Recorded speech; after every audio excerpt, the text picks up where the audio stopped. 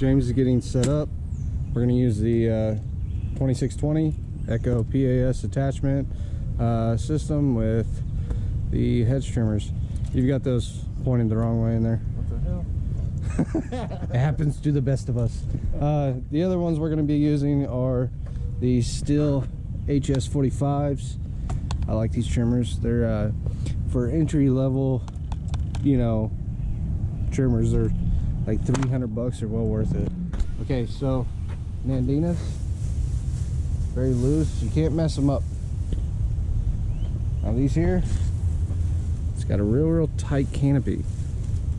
It's easy to make bare spots in these. You just want to glide right over these. These, you can hack them to the ground and you're safe. I don't know what this is growing up through it. Some kind of flower. But it's not a weed, some kind of flower. And then hollies, same thing. A holly will grow back if you trim it way back, but it's gonna look ugly if you have bare spots, if you suck it in too far. And then like this over here, they want it trimmed off the driveway normally, but there's only so far we can take it back. And then these crepe myrtles, actually like me to round these like bushes. Hey there, this is Kevin Hansen. You're watching the Lawn Care Juggernaut. In this video we're going to be doing some bush trimming. It's James's, well, first cycle of bush trimming. So, you know, he's done some with me, but I'm teaching him and he's getting more familiar. So he hasn't done any of these taller holly bushes yet. So we're kind of getting him on that. And I think overall, you know, as you'll see in the video, he did a really good job.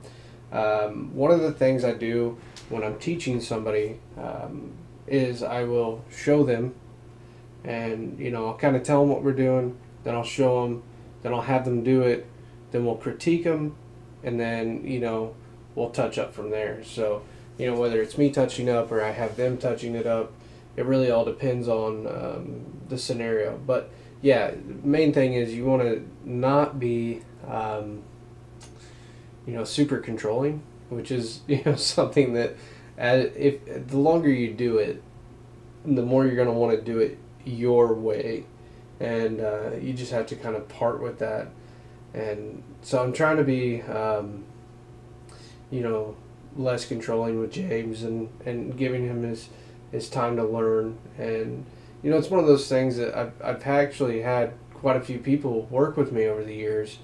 And I've trained a lot of people, and when I first started I felt like I was better at training than I am now. I had more patience with it, and part of my patience was I didn't understand the time and money equation, and you know, so I wasn't really feeling like I was losing money when I was training. But you know, now I'm very conscious of how much time we're spending on a project and stuff like that. So one of the things that I have to do when I'm on something like this is actually detach myself from that personal argument and realize that if I just take the time and train him, you know, in this scenario, James is my brother. So one, I'm teaching him a trade. He can go off and do this anywhere, whether it's with me or somebody else or for himself or whatever.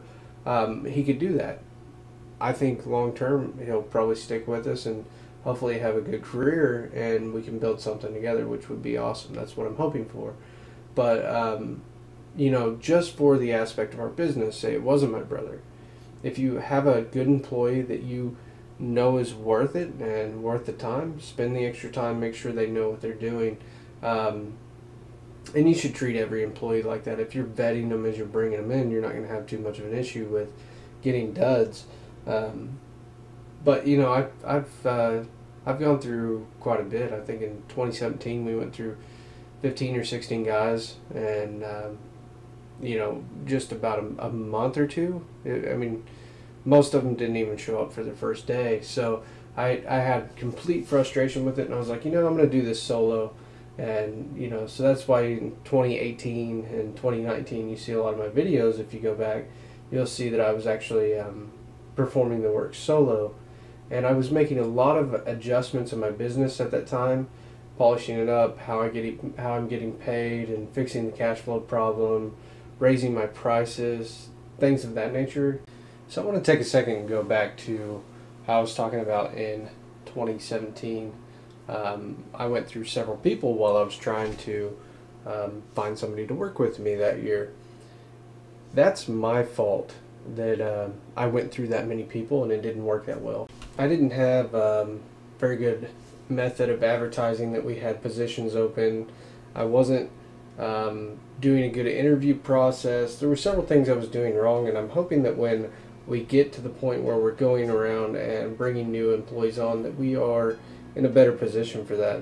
So having said all that, the video is kind of coming up to an end, and I just want to close it up and say thank you guys for watching, and you know, I really appreciate it. If you give us a thumbs up, I greatly appreciate that. If you're new to the channel and you haven't subscribed, that really helps as well. Okay, for the friends of the day, let's go ahead and do training day. If you put that down in the comments, I'll know that you made it to this point in the video and that you're a true supporter of the channel, and I just want to let you know, if you do that, dude, I truly appreciate you, because it really does mean a lot. So thank you guys for all your support, and I look forward to seeing you in the next video. One last thing, if you can't take pictures, see me taking pictures right now, if you can't take pictures of your work, you need to step up your game.